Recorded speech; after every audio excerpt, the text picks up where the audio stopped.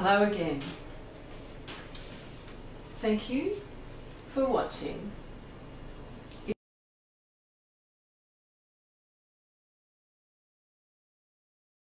It's simple, cooking made easy. And today we're going to cook a very, very delicious dish of lamb with apricots and prunes. Sounds a bit weird, but it's absolutely beautiful. It's called Moroccan lamb stew, and it's very, very easy to make. All we need is the lamb. Now what the lamb is, it's a shoulder of lamb. So it's a very cheap cut of meat, something like $10 a kilo. So that's pretty good. When you go to the butcher to get it, he will cut it up for you. So he'll cut it up into slices that will be similar to like a little steak. So then all you need to do is chop it up into little bite sizes like this. Very quick. Probably takes about 15 minutes. So after giving you all that information, we'll keep moving on. Alright, so we've got the meat, we've got some prunes and apricots that I've put in water for an hour to plump up. If you don't want to do that, that's fine, just chuck them in. We've got onion and garlic, so one big onion, so I've got 2 little onions, and 3 cloves of garlic, or however many garlic you want, because I love garlic, I can eat it all the time. And some ginger. I'm in the middle of peeling this one. Cinnamon stick and honey. There we are. So let's go. We're going to start with olive oil. So just pop a bit of olive oil in a hot pan, or casserole. Casserole dish is better with a lid on it if you can. I've left my casserole dish with somebody else, so unfortunately at the moment I'm going to try and squash everything in here. Okay, so we're going to put in, come around here.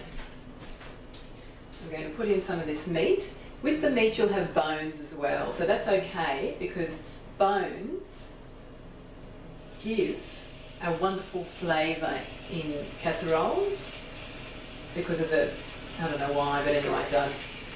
So I'm putting a couple of bones at the base,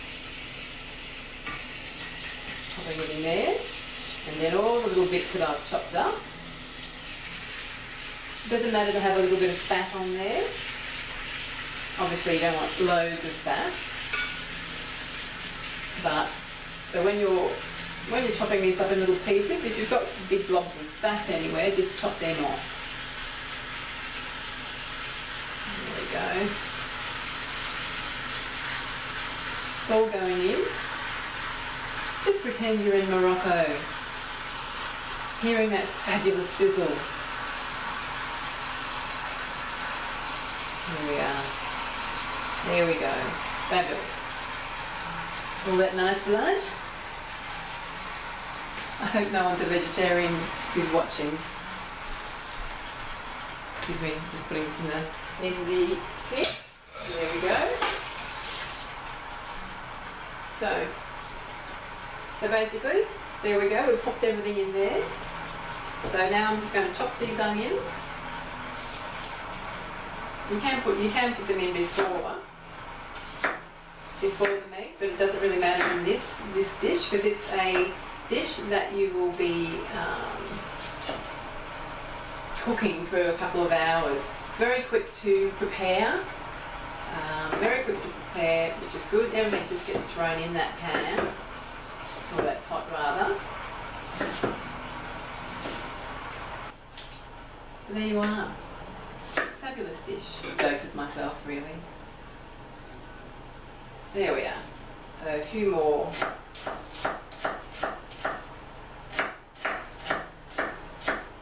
There we go. Chopping up the onions. Doesn't have to be, they don't have to be super small or super big or anything. Just roughly chop them up, pop them in. There we go. Now, a couple of cloves of garlic going in. 1, 2, 3. Now, garlic's easy to peel. If you top and tail each one, so top, so cut that off, and then all you do, if you've got a good knife, like I do, actually it was my brother's knife and I wouldn't let him have it when he left home.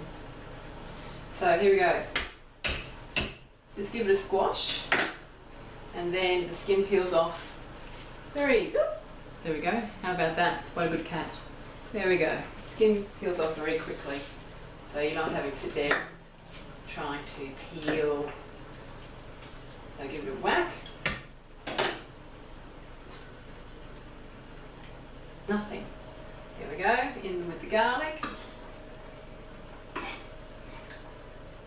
There we are. In with the onion. And now I'm going to peel. What have I done with my peeler? It's here.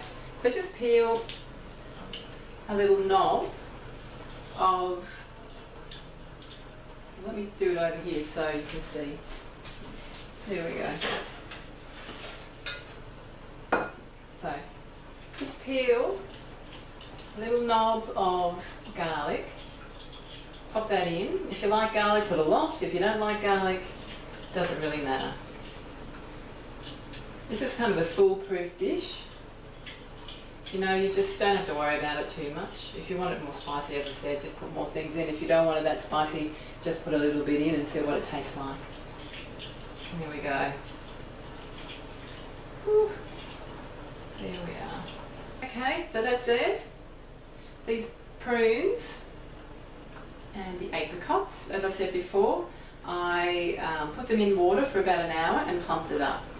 Once again, if you don't have the time, just throw them in with like that straight away. Well, actually, sorry, no. Oh dear. We're not putting them in straight away, but we're going to put them in after this is cooked for 2 hours. Oh, I nearly led you astray. I'm very sorry about that. Never mind. Okay, so there we go. This goes in as well. A little bit of honey. So, and also the cinnamon stick. So let's pop that in there. Cinnamon stick's going to go down there. And some lovely honey. This honey's beautiful. Hang on. What am I doing? Here we go. Excuse me. Come back again. So, we need a couple of tablespoons, so that's probably about 3 of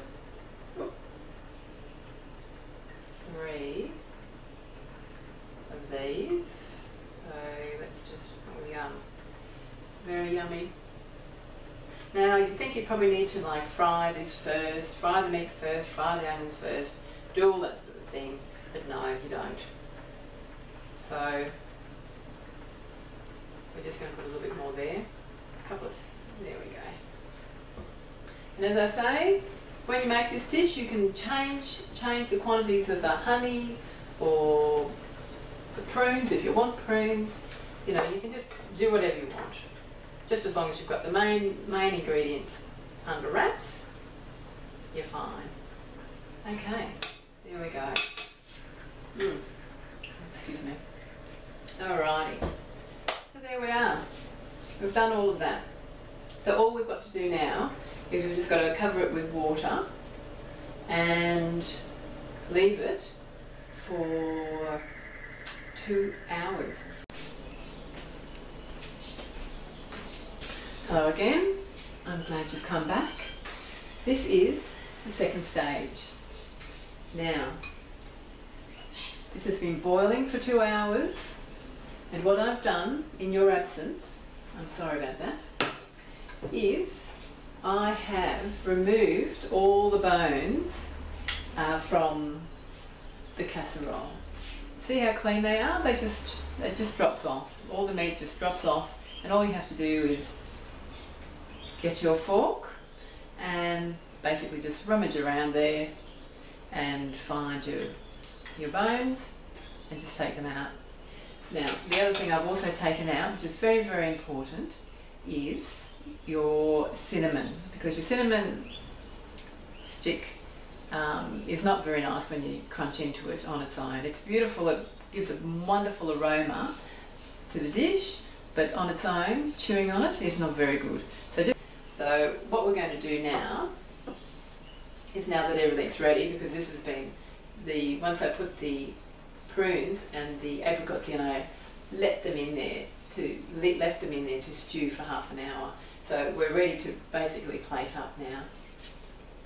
So what am I going to do? I am going to get a plate. Here we are. One plate. And going to serve it up. Yum. Smells very good. There we are, there's some more prunes. This is the most exciting bit, I think. Plating up, because you know you can eat it very soon. Alright, so here we go. Now, once again, this is yummy. Smells amazing. However, it still doesn't look that exciting, does it? So, if you're trying to impress somebody, then, which I hope you are, then we need to sort of jazz it up a bit. So let's just put some more plumped up prunes that have been soaking for an hour or so. So pop your prunes around. Here we go. And your apricots, and it's starting looking a bit happier. So what I've also got is some thyme. Thyme is lovely. What would really be wonderful is lemon scented thyme, but I've just got standard thyme, but that's okay. And there's my lovely little pot here. Ooh. I don't know if you can see it over there in the corner. So here we are. So now all we do is just sprinkle a bit of thyme on the top. And there we go. That looks much better. Nothing like a bit of green. You can do it with a bit of parsley or something like that, but anything that you think is going to be appropriate is fine, but thyme is really nice. Alright, so there we go. This is our Moroccan lamb casserole. Oh, I think I'm going to have to go and eat this right now. Okay, thank you for listening, and look forward to seeing you next time on It's Simple, Cooking Made Easy. Where's a fork? Oh, gotta go get a fork. Okay, bye.